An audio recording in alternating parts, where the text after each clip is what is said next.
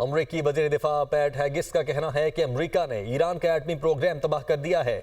Iran की जौहरी sites को तबाह किया गया। ईरान ने हमला किया तो भरपूर जवाब देंगे।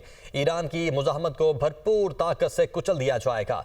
ईरान के पास जौहरी मुआहदे के लिए 60 दिन थे। डोनाल्ड ट्रंप ने कई बार कहा ईरान जौहरी हथियार हासिल नहीं कर सकता। कोई जौहरी हथियार नहीं, ईरान को इस रास्ते पर चलना होगा। अमरीकी सदर अमन चाहते हैं, ईरान को अमल करना होगा। अमरीका को तमाम इत्तेहादियों की हिमायत हासिल है।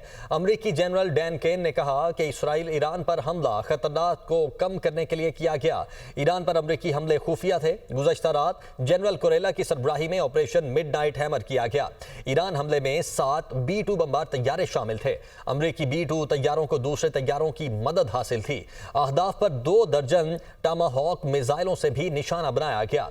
हमने ईरानी अहदाफ पर 14 MOPs मिसाइल दागे। हमले के वक्त किसी ईरानी तैयारे ने उड़ान नहीं भरी। अमरीकी ऑपरेशन ईरान में रजीम चेंज के लिए नहीं था। तो इसी मामले पर बात करने के लिए हमारे साथ हमारा पैनल मौजूद है। वकार खान साहब और कमर चीमा साहब दिफाई तजियाकार हमारे साथ मौजूद हैं।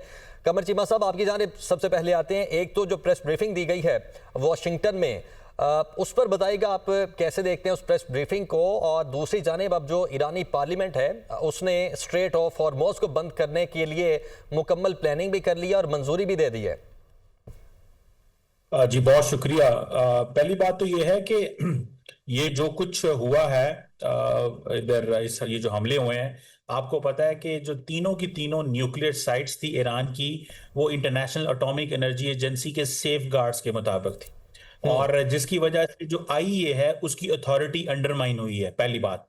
दूसरी बात यह है कि किसी भी मुल्क का जो राइट है, right of peaceful nuclear use under article 4 जो न्यूक्लियर नॉन प्रोलिफरेशन ट्रीटी है, वो भी इससे वायलेट हुआ है। तो 2 चीजें तो ये चीज कंफर्म होनी चाहिए कि ये जो स्ट्राइक्स हैं इससे international law plus international atomic energy agency जैसा जो अदारा है वो भी कंप्रोमाइज हुआ है, और पता चला है कि UN चार्टर या इस अदारे की वो रेलिवेंस अब नहीं रहेगी।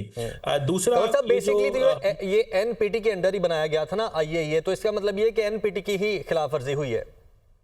जी देखिए, बेसिकली तो ईरान की जो ये न्यूक्लियर साइट्स थी इंटरनेशनल एटॉमिक एनर्जी एजेंसी के अंडर थी। और दूसरी बात ये है कि IAEA के जो चीफ हैं वो कह चुके थे कि हमारे पास ऐसी कोई एविडेंस नहीं है कि हम कह सकें कि ईरान न्यूक्लियर वेपन्स की तरफ जा रहा है। ये IAEA ने कहा। और प्लस इस पे जो लेकिन 60% यूरेनियम इनरिचमेंट हो चुकी है, ये उन्होंने रिपोर्ट किया था। जी उन्होंने रिपोर्ट बिल्कुल सही कह रहे हैं आप की है, लेकिन उन्होंने ये नहीं कहा कि ईरान इस की तरफ जा रहा है। और ये अमेरिका की जो इंटेलिजेंस एजेंसी की हेड है, डायरेक्टर नेशनल इंटेलिजेंस तुलसी गैबर्ट, उन्होंने भी कहा था। लेकिन अब क्योंकि अमेरिका ने ये फैसला ले लिया है और वो समझते हैं कि हमने ये फैसला किया है, और असल चीज वो ये बताना चाहते थे कि देखें, और आज अभी ये थोड़ी देर पहले जो पीट हेगसेट जो हैं डिफेंस सेक्रेटरी, उन्होंने स्टेटमेंट दी है कि हमारे तमाम सर्विसमैन और सिविलियंस जो हैं वो सेफ हैं, हमने कोई अपना नुकसान नहीं करवाया। और दूसरी बात यह है कि उन्होंने आपको पता है कि ये बता देना चाहिए, यहाँ पे इंडियंस जो हैं वो बड़ी देर से ये कह रहे हैं कि जी पाकिस्तान की एयर स्पेस इस्तेमाल हुई है, लेकिन मैं आपको बताता चलूं कि जो उन्होंने नक्शा दिया है, जो चार्ट जारी किया है, उसमें वो कह रहे हैं कि जी हम तो अपनी आबदोजों से ये हमले कर रहे हैं। ये तो हमारे पास तो जो मौजूद है हमारी जो जो नेवल एसेट्स हैं वहां से हम हमले कर रहे हैं। सो मुझे ऐसा लगता है कि ये उन्होंने क्लैरिफाई किया है कि हम क्या कह रहे थे। देखिए, अमेरिका के पास इतनी ज्यादा ऑप्शंस थी ईरान के ऊपर हमला करने की कि वो किसी भी ऑप्शन को एक्सरसाइज करना चाहते तो वो कर सकते थे, और वो उन्होंने कर लिया है। अब जारी बात है इसके कॉन्सिक्वेंसेस क्या हैं। ईरान मुश्किल ही है कि अमेरिका के जो है वो अड्डों पे हमला करे, बिकॉज उसकी वजह यह है कि जैसे आप अभी कह रहे थे कि स्ट्रेट ऑफ हार्मुज को बंद किया जाएगा।